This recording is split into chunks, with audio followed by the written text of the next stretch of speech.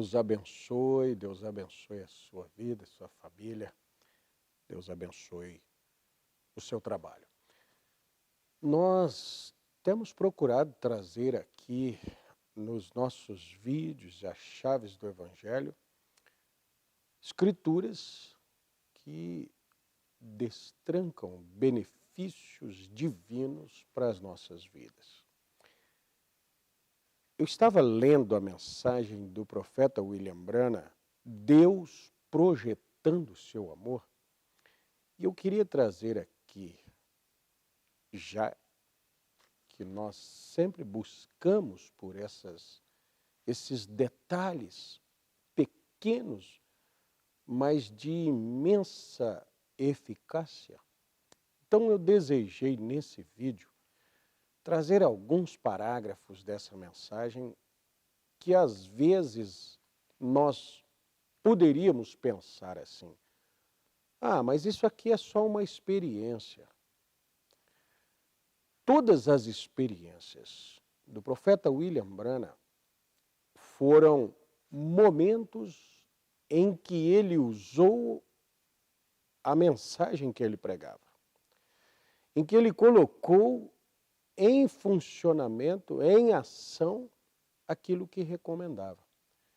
E nada mais seguro do que, por exemplo, um cientista, um médico. Nós passamos agora no mundo inteiro a desconfiança das vacinas, né?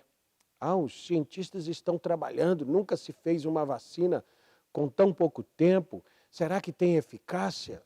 Se eles mesmos as tomam, ninguém seria uma cobaia de maior segurança do que o próprio cientista que descobriu determinado remédio. Quando a palavra de Deus é usada por aquele que prega, ele demonstra não só teoria, como a prática, como a eficácia.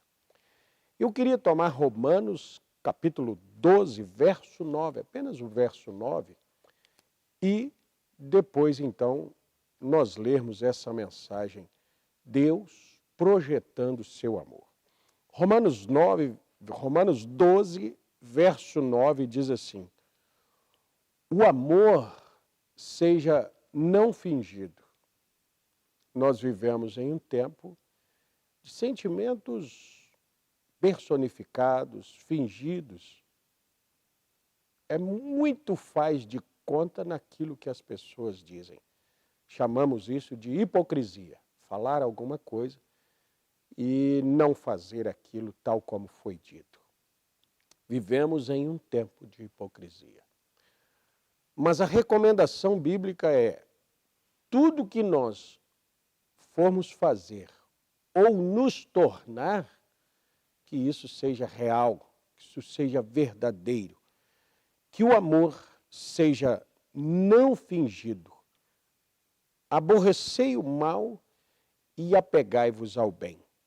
Aqui tem uma experiência que ele não podia ter um amor faz de conta, fingido, só de palavras. No parágrafo 44 dessa mensagem em diante, ele nos disse assim: se alguma vez eu tive um momento de sucesso ao orar pelas pessoas, foi quando eu pude entrar em comunhão com elas, sentir as suas enfermidades, sentir suas condições. Você que conhece o ministério do profeta Irmão Branham, sabe como ele orava por alguém. Você que não conhece, precisa conhecer o mais rápido possível. Ele ia orar por alguém e daqui a pouco ele começava a enaltecer características daquela pessoa, lembrar a Deus de obras que aquela pessoa, porventura, tivesse feito. Você diria assim: mas Deus precisa disso? Deus não precisa, porque Ele conhece. Conhece a todos nós, mas Deus aceitou. E se Deus aceitou essas orações e atendeu, por que não fazer tal como já foi feito? Ele às vezes dizia, uma vez orando por sua esposa, ele disse: Senhor, ela cuida das minhas roupas, ela cuida das crianças, eu chego de uma viagem, logo saio para outra, ela fica com as crianças ali, cura ela. Podia só dizer: Senhor, em nome de Jesus Cristo, peço que o Senhor cure minha esposa. Mas ele gostava de fazer isso. Por quê? Porque ele sentia a condição da pessoa.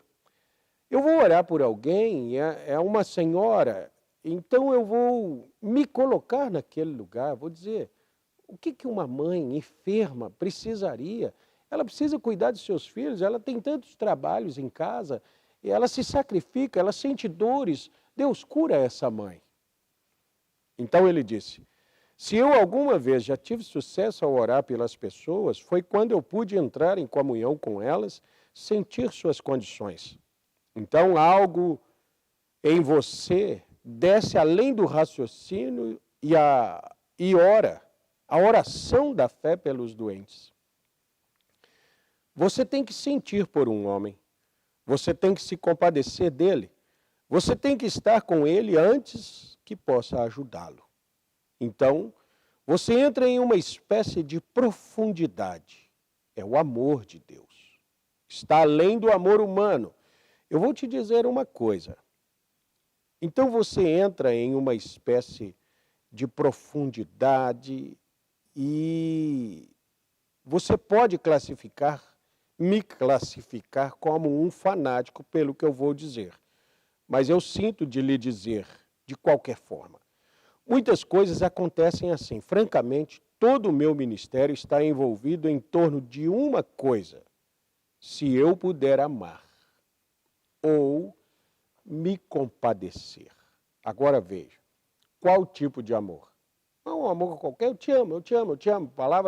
Essa frase tem sido muito dita e tem sido pouco vivida.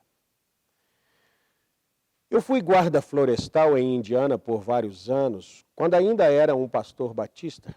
Um dia deixei a minha caminhonete e estava andando pelo campo. Eu tinha uma pequena velha arma, uma pistola, um revólver que era para ser colocado na mochila, e eu estava indo pelas colinas para ver um amigo doente e orar por ele. E eu peguei esta arma e coloquei no banco e comecei a atravessar o campo. Enquanto eu caminhava pelo campo, muitos pequenos arbustos de carvalho matagal, eu acho que vocês não os têm aqui, pequenas árvores de carvalho matagal, como nós os chamamos lá no campo. Eu estava mais ou menos a 200 metros da cerca ou mais, quando de repente um grande touro apareceu e eu o reconheci. Era o assassino da fazenda Burke, perto do cemitério Walnut Ridge. Poucos meses antes disso, ele matou um homem de cor, chifrou-o e matou. E eles o venderam porque era um touro Gersen, famoso, um reprodutor. E eles o tinham ali e eu me esqueci que ele estava naquele campo. E ele se levantou não mais do que 30 metros de mim, e qualquer um sabe como são esses animais ferozes. E esse touro era um assassino, e enquanto ele se levantava, eu estava agitada, claro. Levei a minha mão na arma, mas ela não estava ali. Eu estou contente porque ela não estava ali. Eu teria matado o touro e então ido e pago por ele. Estendi a mão para pegar a arma, ela não estava ali. Então eu olhei para a cerca muito longe. Não havia uma árvore, mas apenas pequenos carvalhos matagais com cerca de 1,20 m, 1,5 m de altura, e ele estava deitado com o gado em meio a essas árvores. O que fazer? Se eu virasse as costas, ele me pegava. Não importava onde eu fosse, ele me pegaria. Era a morte. Então, eu pensei em meu Senhor. Eu não vou terminar a minha vida como um covarde. Eu tentei falar a outros para serem corajosos no tempo de angústia. Eu disse, eu vou andar para a morte, tão corajoso quanto eu possa andar, confiando em Jesus Cristo. Não mais do que isso veio em meu pensamento. Agora, por favor, não tome isso como infantil, mas algo aconteceu. O senhor vai tomar o tempo de gravar um programa com essa experiência? Vou, não tome isso como infantil. Isso é uma forma de usar os segredos de Deus para benefício das nossas vidas. Então veja, ele disse, algo aconteceu. Oh, eu desejaria que isso viesse a acontecer agora. Sempre nesses casos que algo acontece, ao invés de odiar aquele touro, houve algo. Eu senti compaixão por ele. Eu o amei. E não mais tive medo do animal.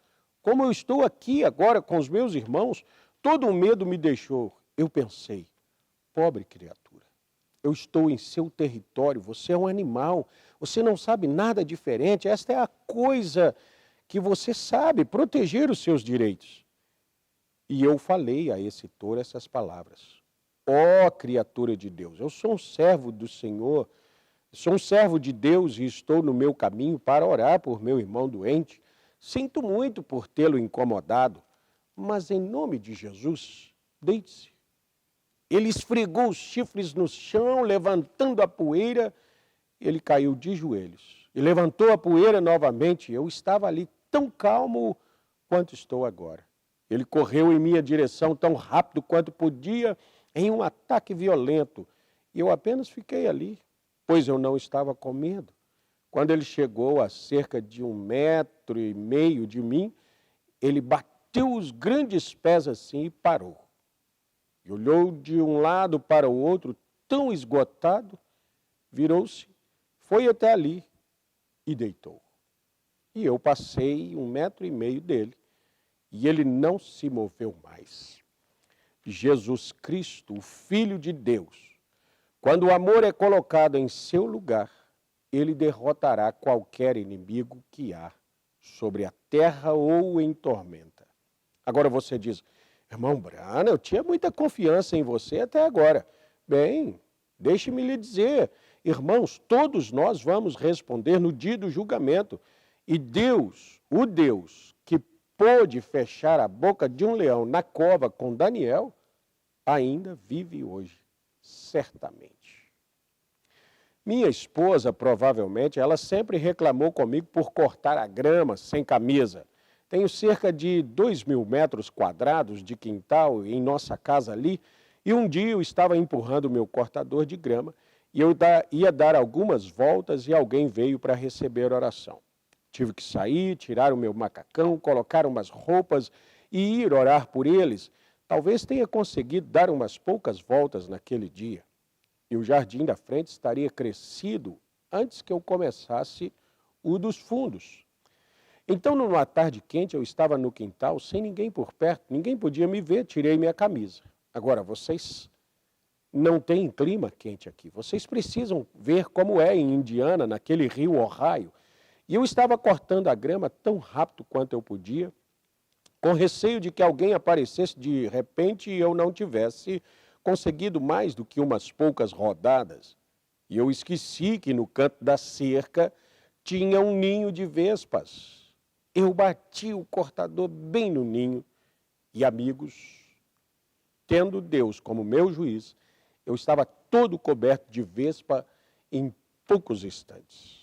Agora, qualquer um sabe o que é uma vespa. Ela te matará. Uma vespa pode te jogar no chão e eu, sem camisa, eu estava ali de pé, algo aconteceu. Eu não sei o que foi. É algo que acontece. É o amor.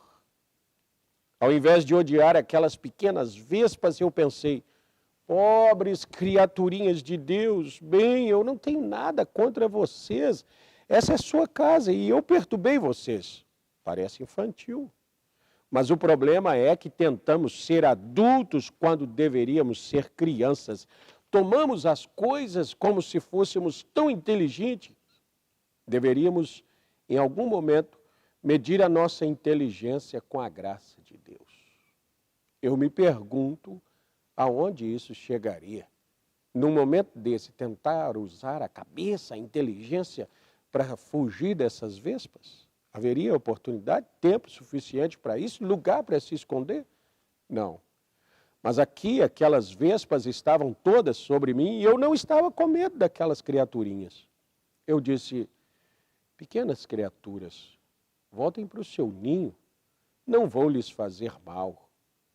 E como Deus vive, aquelas vespas giraram ao meu redor 3 ou 4 vezes e foram diretamente para o seu ninho. Isso é tão verdadeiro quanto eu estou aqui. Irmão, eu quis ler isso aqui para nós, porque temos vivido num mundo de sentimentos tão malignos, tão ruins, e falamos tanto de amor, mas exercemos tão pouco isso. Aqui, nessas duas situações, ele não poderia usar um amor fingido. O que nós tomamos com isso para nosso proveito? Vamos começar a exercer um amor diferente? Um amor verdadeiro? Você percebeu que isso foi algo que veio sobre ele? Ele disse: eu gostaria que isso acontecesse sempre, agora mesmo, para que nós possamos orar pelas pessoas, para que nós possamos ajudar uns aos outros. Eu creio que às vezes algum amigo, pregador, assiste esses vídeos para nós podermos pregar ao povo de Deus, pregarmos com amor. Para quê? Para que tenha efeito aquilo que nós pregamos, aquilo que nós fazemos, as orações que fazemos. É hora de nós todos, tanto nós pregadores, como nós ouvintes da palavra, igreja, rebanho, começarmos a exercer um amor diferente, um amor de verdade, sem fingimento, sem faz de conta. Isso é uma grande chave. Isso destranca muitos benefícios no reino espiritual, mas entre nós também. Quando você disser para alguém que a ama, quando nós amamos de verdade alguém, não precisa nem dizer. Nossas ações comprovam. Mas não custa dizer. Amamos também a Deus acima de todas as coisas, e há momentos que não pode ser um amor falsificado. O sentimento de faz de conta, ele deve ser verdadeiro. Por quê? Porque te traz livramento, porque domina, vence qualquer inimigo. O amor divino vence as enfermidades, vence os demônios, vence os animais, os insetos, vence a nós mesmos e cria um ambiente ao nosso redor que o dia que nós experimentarmos, jamais desejaremos viver sem ele. Que Deus te abençoe. Amemos uns aos outros, ajudemos uns aos outros, perdoemos uns aos outros. Até nosso próximo vídeo, se Deus quiser.